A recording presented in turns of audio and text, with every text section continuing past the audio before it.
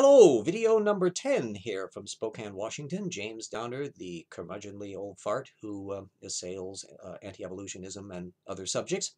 About a week ago, I had the delight of attending a Discovery Institute spiel at Seattle Pacific University over in Seattle, which was billed as a seminar on homeschooling and intelligent design.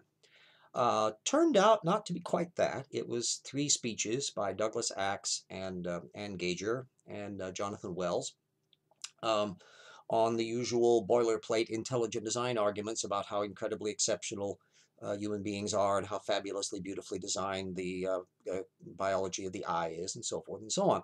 Nothing really new was presented, and nothing particularly notable on how homeschoolers, of which there were quite a few in the audience. It was about 200 or 300 people were attending. From far and wide. In fact, I got an email just this morning that preened about how successful this meeting was and that people had come from as far as Spokane, Washington. Well, I was the one from Spokane, Washington, and I was neither a student nor particularly impressed with intelligent design. I was there to see what all was done and said. I was expecting the content to be fairly standard, and that was true. I was curious, though, to see what kind of questions were being asked. There were some kids in the audience that were asking a bit more critical questions, very carefully phrased. And what was interesting was the apparent non-occurrence of young Earth creationist ones. However, at the end, Ann Gager got a couple questioners who obviously had saved their things up to the very last minute, asking about Adam and Eve and a few topics that were framed in a way that suggested that they were probably coming from a young Earth creationist background. And she plainly said that she was basically an old Earth creationist. Axe's piece had relatively, well, I came in on a little bit after it had already begun. I got stuck in traffic trying to get around through all the little ins and outs of Seattle street system. No city on earth has as complicated and bewildering street system as Seattle does, with all their little hills up and down. Anyway, I came in about 45 minutes late on that, but I was there in time for the Q&A for him, and he got a few boilerplate kind of questions. Jonathan Wells was on next, and after his spiel was done, nobody got up for questions. And I immediately got up because I did, in fact, have a question for him, and I strolled to the microphone and I said, "Come on, you can't some of you get in line to ask questions of the guy?" And a few more actually came along after I did.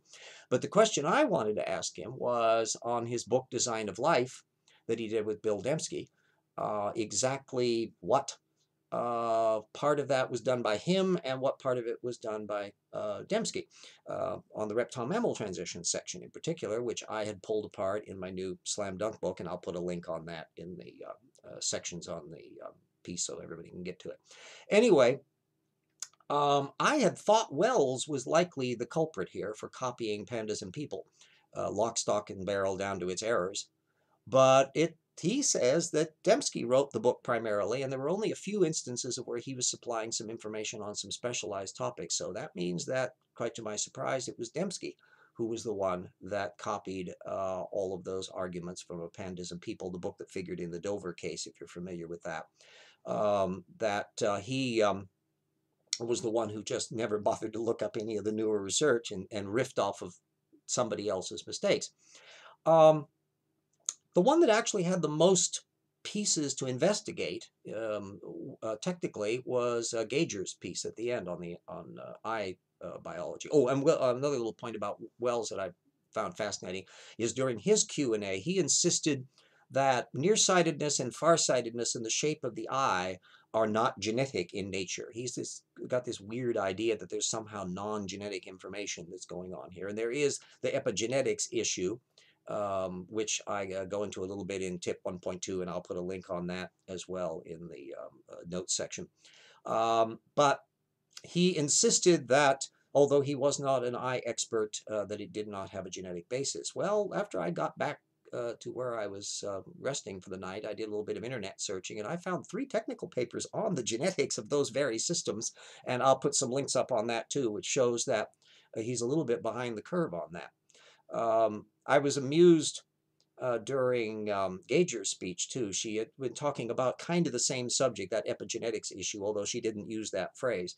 And then she was talking about the fact that some systems, mitochondria and others, can be inherited maternally as opposed to paternal inheritance, and there can be selective gene usage there. And she was trying to thrash around for what the term was that referred to that, and it was just dead silence in the room. And then finally, I couldn't resist calling from the back of the room, "Imprinting!" And some people looked back at me, and she said, "Oh, yes, that's right. Yes, imprinting." And then she resumed her speech on that. What was interesting, of course, it was a religious college, so there was already a framing.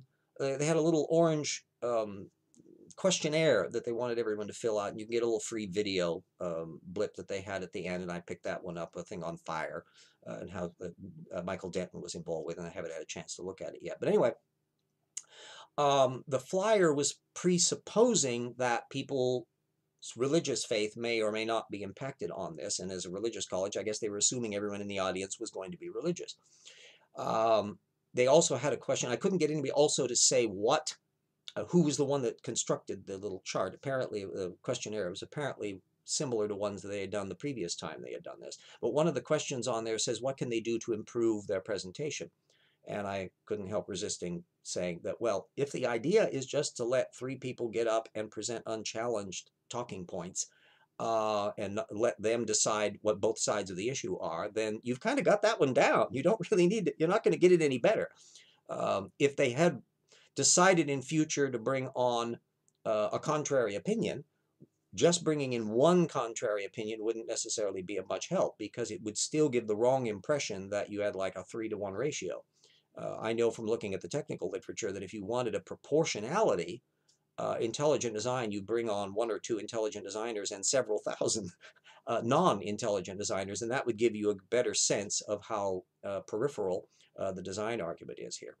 But it will be interesting to see whether or not the intelligent design movement engages more in actively trying to inveigle itself into the homeschooler movement. Based on what I was seeing here at the Pacific University case, it was not much. They basically just had a string of their books out that you could buy, and you could take it or leave it, but there really wasn't any sense in that this was a seminar. So on some levels, it was pretty much as I expected. There were a lot of people there. It was very amiable, and they all came across as very sciencey sounding folks and very, very sincere. Not really any overt religiosity going on. It was really all talking science stuff. But it's still a far way removed from the data stream, and it's good to know where they are and where they aren't in dealing with the potential threats to evolution of the educational level, homeschooling or in public school. Well, thank you very much, and that is video number 10.